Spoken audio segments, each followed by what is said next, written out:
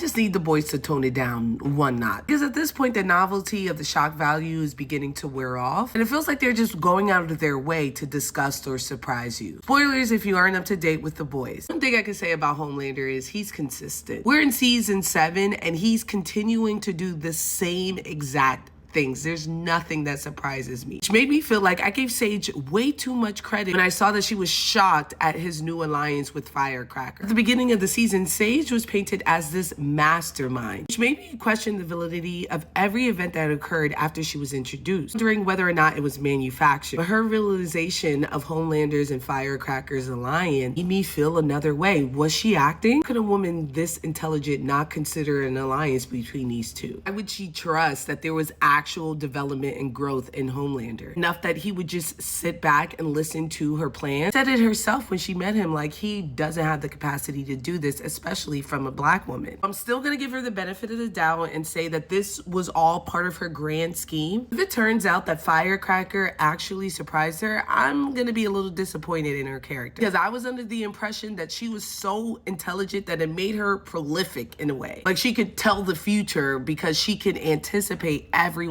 action, every possibility that can occur. Especially after the reveal that she had both of them on a string, she's for sure cooking something. Homelander aligning himself with a racist who worships him does not seem like a surprising decision. I found the scene with Web Weaver gratuitous in a way it didn't need to be. I know this is the boys, but it was just a little too much. Maybe if it happened once, I'd be like, oh, that's funny, let's move on. But it just kept on happening. I was like, at this point, you're just being gross. It's like when you laugh at a guy who farts and then he farts for the rest of the night. Like, okay, it was funny at first, but like, come on, we're grown. Especially since the context and the stories are getting so much more complex. You don't need this shock value anymore. Like finding out that they're trying to reinstitute slavery was enough shock value for me. Like we already know that Web Weaver is depraved and gross. That point was already put forward. The biggest point of the scene was to show that Homelander is losing control and he can't curb his impulses even when it's detrimental to his cause. Killing him did nothing. And it also showed us that Firecracker in no way is going to help him. He's one of the yes men that Edgar warned would be his downfall. I've not been a fan of Frenchie, but this episode, his storyline was one of my favorites. It was just like season 1 of The Boys. He was brought in against his will by Butcher, helped find a solution to take down Soups through science. Like I forgot for a second that this man was a scientist. I do not want any connection with him and Kimiko. The scene where he cuts off her leg so that the virus doesn't reach her is the right type of shocking and gory that I think fits The Boys better. Just everything around this storyline reminded me of the old boys that I fell in love with. Butcher is a hot ass mess, but what's new? I love the detail of learning that his relationship with Becca was not perfect because it doesn't have to be for him to want to avenge her or for him to feel guilty or still be so much in love with her. Once again, this Butcher reminded me of season 1 Butcher in a good way. He's bringing destruction to everyone who wants to help him. I watched this fight scene over and over again. Once again, this felt like the old boys because they were having such a hard time taking down these Soups. I underestimated the Deep. I never thought about how strong he was. He's typically played off as a joke, but he was truly terrifying in this scene. For a second, I was nervous that A-Train would be the one to die in that fight. Then I remembered who the fuck he is. With the exception of the Superman type characters, speedsters are the most OP. You can't touch them. The force of their hits are crazy. A-Train from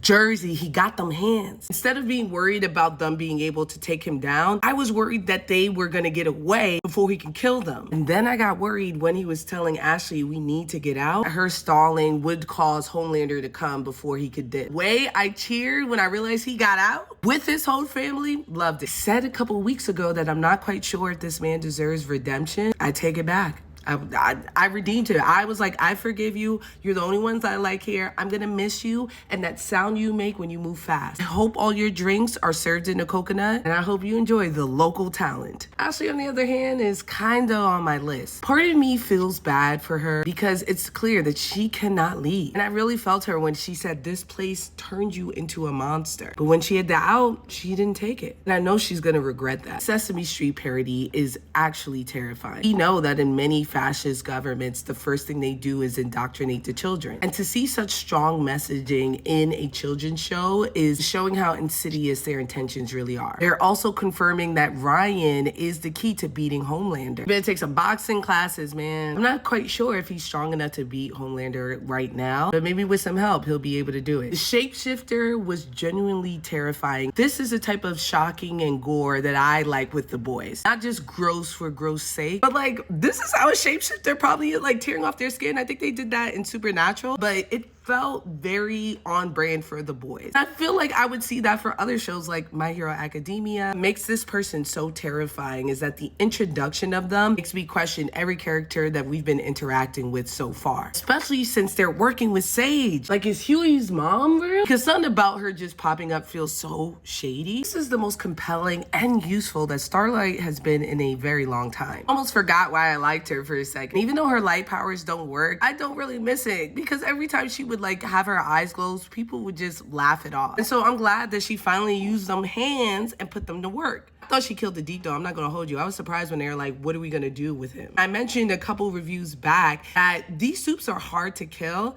and I felt like the boys forgot that for a second. Like, they were killing Supes no problem. And this episode, especially with the fight with Annie, reminded us that these are close to God. And even people like the Deep are not easily killed, even when you have a Supe on you. And that's what made this fight so terrifying. This is the second time that Huey was sexually assaulted. And after seeing that the showrunner thought that the last episode was a joke, it made me uncomfortable because I'm not quite sure how they're gonna handle the revelation that this was not Annie that he had sex with. They're even gonna discuss it at all. Will it affect Huey's psyche? And their sex scene is what cemented for me the thought that the boys are just trying to shock us when they don't need to. The reveal that this was not Annie and was actually the shapeshifter was enough. She didn't have to rape this man. They could have hugged, they could have just went to bed, and she could have got up and went to the safe. Why did they need to have sex? Like, we've already seen Huey sexually assaulted last episode. We don't need it again.